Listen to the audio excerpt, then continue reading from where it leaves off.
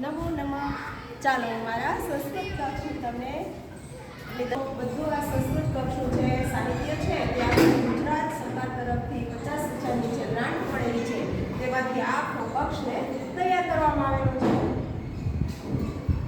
તો આ અલગ અલગ ચિત્ર છે તે જોઈએ. જો વાઘના ચિત્રો છે, સમુદ્ર જીવના સંસ્કૃતમાં જ બધા ચિત્રો છે એનું નામ સહિત અહીંયા માહિતી છે. એવી જ રીતે બધા જ મસાલાઓ છે, સંગીતના સાધનો છે, શાકભાજી છે, ખેતીના ઓજારો છે, ફૂલ છે, પ્રાણી છે, પશુ છે, પક્ષી છે, ફૂલો છે, ફળ છે, એ બધા જ અહીંયા ચાર્ટ લગાવેલા છે. મનુષ્યના શરીરના અંગોના નામ છે. એવી જ રીતે અલગ અલગ વ્યવસાયકારો છે, આપણા જે સંબંધીઓ છે એને આપણે સંસ્કૃતમાં શું કહી શકાય એ બધી જ અહીંયા સરસ રીતે પોસ્ટર દ્વારા રજૂઆત છે. અહીંયા જ આપણી વિદ્યાલય છે, પુસ્તકાલય છે, કક્ષ છે, વિશ્રામ કક્ષ છે, ગૃહ છે, આપણું ઘર છે, એના જે બધી વસ્તુઓ છે એ બધા વિશેની સરસ મજાની સંસ્કૃતમાં માહિતી છે. તેમજ વિવિધ ક્રિયાઓ જે આપણે ક્રિયાઓ કરતા હોય, ખાવું, રમવું, એ બધા જ અહીંયા સુંદર મજાની રજૂઆત ચાર્ટ દ્વારા થયેલી છે. એવી જ રીતે તમે જોઈ શકો છો આ પોસ્ટર દ્વારા પણ આપણે વિવિધ પ્રકારની માહિતી આપણને આપે છે. કૌટિલ્યનું જે અર્થશાસ્ત્ર છે એની ધારદાર છણાવટ નાના એવા પોસ્ટરમાં ખૂબ સરસ રીતે અહીંયા કરેલી છે. તે આપણા જીવન વ્યવહારમાં ખૂબ જ નીતિ વિષયક આપણને જ્ઞાન આપે છે. આપણો જે આ સાંસ્કૃતિક વારસો છે એ આપણને કઈ રીતે ઉપયોગી છે. અલગ અલગ જે એની ઉપનિષદ છે, વૈદિક સાહિત્ય આપણું છે, દર્શન સાહિત્ય છે, એવી જ રીતે આપણું પુરાણ સાહિત્ય છે, રામાયણ છે, મહાભારત છે, એવી જ રીતે આપણું શાસ્ત્ર સાહિત્ય છે, અલગ અલગ ગ્રંથ અને એના લેખક છે, આપણો વારસો છે, એને પણ અહીંયા ખૂબ સરસ રજૂઆત કરેલી છે.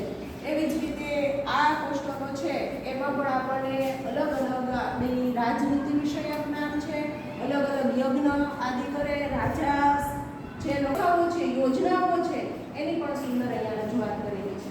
આ નાનકડું પુસ્તકાલય છે, એમાં વિવિધ પુસ્તકો છે એની ખૂબ સરસ નાના નાના પુસ્તકોમાં રજૂઆત કરે છે. નાના બાળકોથી માંડી અને જે યુવાન છે અને મોટી પેઢી છે કે જે વૃદ્ધ પેઢી છે એ પણ ખૂબ સરસ રીતે પુસ્તકોને વાંચી શકે છે.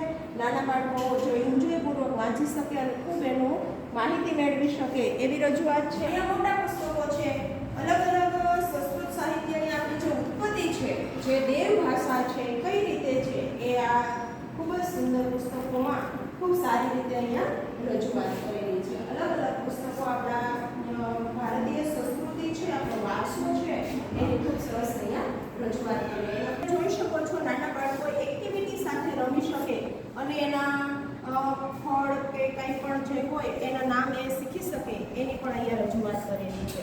અલગ અલગ પ્રાણીઓ હોય, પક્ષીઓ હોય, એ પણ અહીંયા તે રમત દ્વારા શીખી શકે અને એની ખૂબ સરસ અહીંયા પોસ્ટર દ્વારા TLM દ્વારા અહીંયા રજૂઆત કરેલી છે. બાળકો રમત દ્વારા પણ અહીંયા સરસ રીતે એ એક્ટિવિટી સાથે કરી શકે એવું પણ અહીંયા આપણે જોઈ શકીએ છીએ. એવી જ રીતે આ પોસ્ટરો છે એના દ્વારા પણ આપણે ઘણી બધી માહિતી છે એ ખૂબ સારી રીતે આપણને પ્રાપ્ત થાય છે. એ પણ આપણે અહીંયા જોઈ શકીએ છીએ. પછી અહીંયા તમે ચાર્ટ અને જોઈ શકો છો કે અલગ અલગ જે શરીર વર્ગ છે એની માહિતી પણ અહીંયા આપેલી છે. આ ચાર્ટ દ્વારા પણ આપણને ખૂબ સરસ અહીંયા રજૂઆત કરેલી છે. આ ચાર્ટ છે એમાંથી પણ ખૂબ સુંદર અહીંયા વિવિધ પશુ પક્ષી આ વર્ગની પણ અહીંયા રજૂઆત છે. આ રીતે પણ અહીંયા સરસ રીતે ચાર્ટ દ્વારા રજૂઆત છે.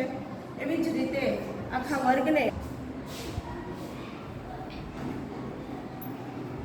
તો એ 4 મિનિટ થઈ ગઈ ને.